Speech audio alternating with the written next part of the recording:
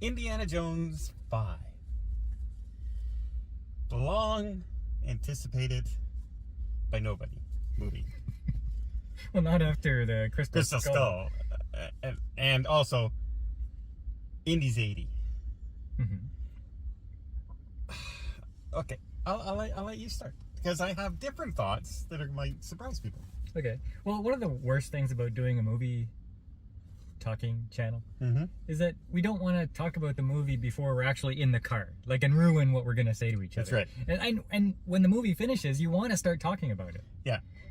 And so that was difficult getting here without talking about it. And even in the movie, there are many times that we both kind of looked at each other thinking the exact same thing. I guarantee you we were thinking the exact same thing in the movie. Okay, now I'm going to subvert your expectations. Okay. Okay. And I'm going to say this was not a terrible movie. This felt like it could have come out in 1980. It had the exact same feel as the original Raiders of the Lost Ark. The filming, the way they filmed, I don't know what you would call it. The texturing. The filmography? No, that's not the right word. But anyway, what you see on the screen had the exact same feeling of Raiders of the Lost Ark. That color texture. Well, the visual of the movie, except for a few things, which we'll talk about in a sec, but story-wise, I think it was fine. It was fine. This is not the kind of movie that's going to blow you away like Raiders of the Lost Ark. No, well, the first time you see something that a movie has never done before, like The Matrix, everybody's blown away by The Matrix, and then after that, okay, you've seen it, you've been there, done that. It wasn't something that's going to blow you away because it's just a regular story, but it was an okay story. Well, it was better than the Crystal Skull. Yes. Hated the Crystal Skull. It's nowhere near as good as the other three movies. No. Okay, but that's expected. Yeah, but... And it's not that this was a bad movie that went way down below the other films. It's just the other ones were fresh and new. Except that they had some cameos in this as far as characters are concerned. Okay, that's what they learned from Star Wars, is they got the gang back together again. They did. They got all the people back together before they killed them. Okay, no spoilers. Okay. Everyone's going to be talking about the de-aging process, the opening segment of the movie. Okay? They don't quite have it down yet. I thought the look was good, but the movement of the mouth is not quite synced with the actual talking. But you know what? If you're going into this to hate it, you're going to be focusing on that to try to find it. But if you're going in this to watch a movie, you don't notice anything. It just looks like young Harrison Ford. Well, I did notice it, but it's not terrible, is what I'm saying. It was just off a little bit, and I could tell it's not him, it's the de-aging. And it's not to the point where it looks natural completely yet. And they're getting there. Unfortunately, they're getting there. But unfortunately for me, that was the best part of the movie. However, this was the greeniest green screen Indiana Jones movie they could ever make. Every time we flash to any of the main characters doing anything in any of the chase scenes, it looks like I filmed it in my backyard, in my basement. Well, I noticed it only a couple of times. I noticed it a billion times, especially when they're driving and they're in those carts and they're carrying on a conversation. Like, you can see, you can almost see the cameraman pulling the scenery behind. But you know what? They could be doing that just to get the authentic feel of the old serials. No. This movie cost close to $300 million. Because they're trying to get the old feeling of the old serials. Yeah, that's what it was. No, it was terrible. It was terrible. Okay. Whenever that happened. Okay, green screening. Okay. I'm going to bring up a criticism. Okay. This is one of those movies where the person trying to get away has a 10-minute head start in a car. Many times. Not just once or twice. Many times. And the person who is eventually going to go chase them catches them just like that. Or they're at the actual destination where the person has been going to. Inexplicably. Yeah. It's like time did not matter. Or the guy who the bad guys get away and they're heading to the place, and somehow the heroes are there 30 minutes ahead of them. Yeah. when they're both going up the same hill. It's like Harrison Ford in the trailer, even though he gets on a horse. Harrison Ford's on a horse, and Indy, sorry. Yeah. And he's galloping nonstop for about, I don't know, 2 minutes of movie time anyway, but he's going like city blocks. And then the person who's trying to catch him is at his destination. Yeah. In ahead of them. Yeah. Wow, there's a big anti-war protest going on through the streets of the city at the same time. Yeah. Okay, that bothered me. A lot. Not just once in the movie, folks. Many, many, many times throughout the movie it happened. Many times. Now you recently did a Just Dawn movie talk. Yes, I did. Which I'll say is against the rules. I needed something to talk about that day. Okay, so anyway, you went off on this big rant about ruining movie characters like Luke Skywalker, and now Indiana Jones is old and decrepit, and they didn't do that to him. There was an emotional reason why he was the way he was, and then he became Indy. No. He wasn't all Indy. He wasn't the go-getter. Yes, he was. Once he was back on the mission, he was. It wasn't this old curmudgeon blah blah blah. It looked like Indiana Jones. He's just 80 now. Our opening scene of Indiana Jones is him sitting in his underwear like a cranky old man complaining about the loud music of the neighbors. Okay, but there are reasons that you find out with his family. He's retiring. He's figuring out okay, listen, yes. the whole theme of the story, is that he's upset that the past. Okay, well, no, you're talking.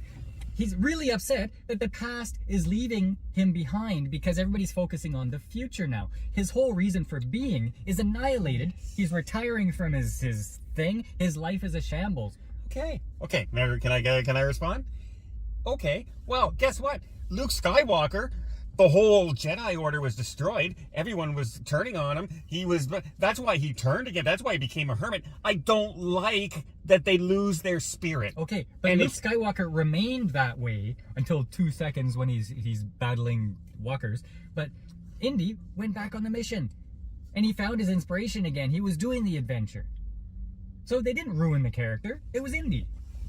I think it wasn't still Indy in my mind. Anyway. But what did you think of the new character? What's it, Phoebe Waller-Bridge or something? Here's the thing. What's her name? What's the character's name? We just watched a whole movie where she's the secondary character, co-star.